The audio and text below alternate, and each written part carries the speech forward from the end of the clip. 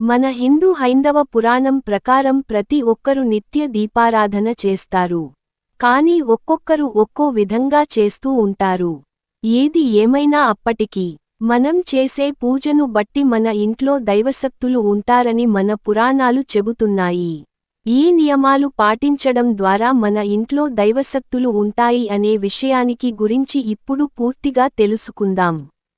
ప్రతి ఒక్కరూ దేవుడిని పూజిస్తారు.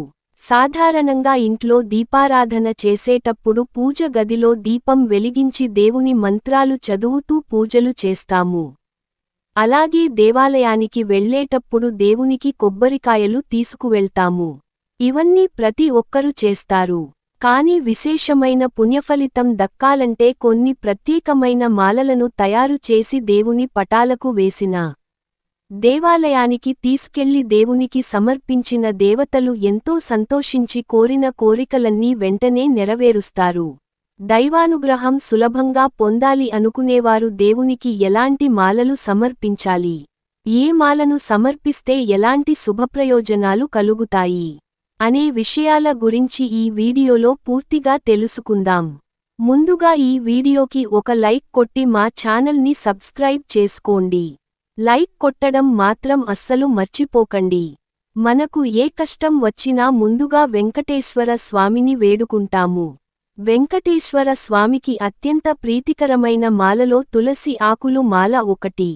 తులసిని లక్ష్మీదేవి స్వరూపంగా భావిస్తారు. కాబట్టి తులసిమాలను విష్ణుమూర్తికి సమర్పిస్తే విష్ణువుతో పాటుగా లక్ష్మీదేవి అనుగ్రహం కూడా లభిస్తుంది. ఇంట్లో దీపారాధన చేసేటప్పుడు తులసి ఆకులను మాలగా కట్టి విష్ణుమూర్తి పటానికి వేసి నమస్కారం చేసుకోండి. అలాగే వెంకటేశ్వర స్వామి ఆలయానికి వెళ్ళేటప్పుడు కొబ్బరికాయతో పాటుగా తులసిమాలను తీసుకువెళ్ళండి. అదేవిధంగా తామర పూలమాలను విష్ణుమూర్తికి సమర్పిస్తే విపరీతమైన ధనప్రాప్తి అలాగే అష్టైశ్వర్యాలు సిద్ధిస్తాయని నమ్మకం. మల్లె పూలు సువాసనతో కూడి ఉంటాయి. మల్లెల మాలను విష్ణుమూర్తికి సమర్పిస్తే మానసిక ప్రశాంతత కలుగుతుంది. అలాగే కుటుంబంలో సుఖశాంతులు వెలువిరుస్తాయి.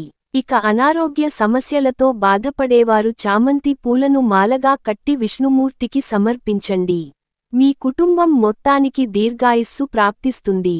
దీర్ఘకాలిక అనారోగ్య సమస్యలు తొలగిపోయి సంపూర్ణ ఆరోగ్యం లభిస్తుంది. అలాగే చాలామంది ఇళ్లలో శుభకార్యాలు సరిగ్గా జరగవు. ఏదో ఒక సమస్య ఏర్పడుతూనే ఉంటుంది. అలాంటివారు మామిడి ఆకులు తోరణాన్ని విష్ణుమూర్తికి సమర్పించండి. శుభకార్యాలు దిగ్విజయంగా జరుగుతాయి. మీ ఇంట్లో సానుకూల వాతావరణం నెలకొంటుంది. లక్ష్మీదేవి ఐశ్వర్యానికి దేవత. మన ఇంటిపై లక్ష్మీదేవి ఆశీర్వాదం ఉంటే చాలు. మన ఇల్లంతా కనక వర్షంతో నిండిపోతుంది. కాబట్టి లక్ష్మీ కటాక్షాన్ని సులభంగా పొందాలి అనుకునేవారు ఎర్ర గులాబీ పూలను మాలగా కట్టి లక్ష్మీదేవి చిత్రపటానికి వేయండి. మీ ఇంటి ఆర్థిక సమస్యలన్నీ తొలగిపోయి మీ ఇంటి ఆదాయం విపరీతంగా పెరిగిపోతుంది. అలాగే లక్ష్మీదేవికి తామర పూలను సమర్పిస్తే కోరిన కోరికలన్నీ వెంటనే నెరవేరుతాయి. ఇక అత్యంత శక్తివంతమైన మాలలలో యాలకుల మాల ఒకటి. 21 యాలకులను దారానికి గూర్చి లక్ష్మీదేవి చిత్రపటానికి వేయండి. జీవితంలో డబ్బు కొరత ఏర్పడకుండా లక్ష్మీదేవి అనుగ్రహం వెంటనే లభిస్తుంది. అలాగే ప్రతి శుక్రవారం దీపారాధన చేసేటప్పుడు మట్టి గాజులు దారానికి కట్టి లక్ష్మీదేవి చిత్రపటానికి వేయండి. ఆడవారికి దీర్ఘ సుమంగళీ ప్రాప్తి సిద్ధిస్తుంది. మీ భర్త ఆయుస్సు పెరుగుతుంది. అలాగే ఏదైనా అమ్మవారి దేవాలయానికి వెళ్ళేటప్పుడు తప్పనిసరిగా నిమ్మకాయ మాలన తీసుకెళ్ళండి. నిమ్మకాయ మాలను అమ్మవారికి సమర్పిస్తే 7 తరాల ఐశ్వర్యం మీ కుటుంబానికి లభిస్తుంది. కుటుంబంలో ఎలాంటి కష్టాలు ఏర్పడకుండా ఉంటాయి. అదే విధంగా కనకాంబరాల మాల లక్ష్మీదేవికి సమర్పిస్తే విపరీతమైన ధనాకర్షణ సంపద పెరుగుదల. అలాగే వ్యాపారంలో లాభాలు చేకూరుతాయి. ఇక అప్పుల సమస్యలతో ఇబ్బంది పడేవారు మల్లెపూల మాలను లక్ష్మీదేవికి సమర్పించండి. అప్పులు సమస్యలన్నీ క్రమక్రమంగా తీరిపోతాయి. అలాగే లక్ష్మీదేవికి తులసిమాలను సమర్పిస్తే తెలియక చేసిన పాపాలన్నీ నశించి ఐశ్వర్యంతో పాటుగా ఆయురారోగ్యాలు కలుగుతాయి. ఇక శివుడికి పూజ చేసేటప్పుడు భక్తులు వివిధ రకాల మాలలను సమర్పిస్తారు. శివుడికి సమర్పించాల్సిన మాలలు వాటి వల్ల కలిగే లాభాల గురించి ఇప్పుడు తెలుసుకుందాం. శివునికి అత్యంత ప్రీతికరమైన మాలల్లో రుద్రాక్ష మాల ఒకటి. శివుని కన్నీటి బిందువుల నుండి రుద్రాక్షలు ఉద్భవించాయని రుద్రాక్ష మాలను దేవుడికి సమర్పిస్తే సకల పాపాలు నశించి మోక్షం లభిస్తుంది. అలాగే మానసిక ప్రశాంతత దీర్ఘయుస్సు లభిస్తుంది. శివ పూజలో తప్పనిసరిగా బిల్వపత్రాలు ఉండాలి. బిల్వపత్రాలు త్రిమూర్తులు స్వరూపంగా భావిస్తారు. కాబట్టి శివునికి బిల్వపత్రంలను సమర్పిస్తే కోరిన కోరికలు నెరవేరుతాయి. జీవితాంతం భోగభాగ్యాలు కలుగుతాయి. దరిద్రం తొలగిపోయి మీ సంపద వృద్ధి చెందుతుంది. జిల్లేడు పూలు శివుడికి ఇష్టమైనవి. జిల్లేడు పూలతో శివుడిని పూజిస్తే మీ కుటుంబంలో అందరికీ ఆయుస్సు పెరుగుతుంది. ఇక శివుడికి అత్యంత ప్రీతికరమైన వాటిలో ఉమ్మెత్త పువ్వు ఒకటి. ఉమ్మెత్త పూలతో శివుడిని పూజిస్తే శత్రువులపై విజయం సాధిస్తారు. నందివర్ధన పుష్పాలు శివుడికి ప్రీతికరమైనవి.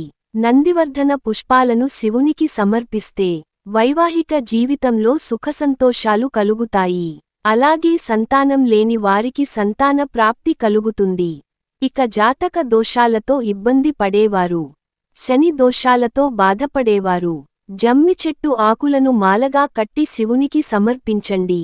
జాతక దోషాలు తొలగి సుఖ సంతోషాలు లభిస్తాయి. గరికకు చాలా ప్రాధాన్యత ఉంటుంది.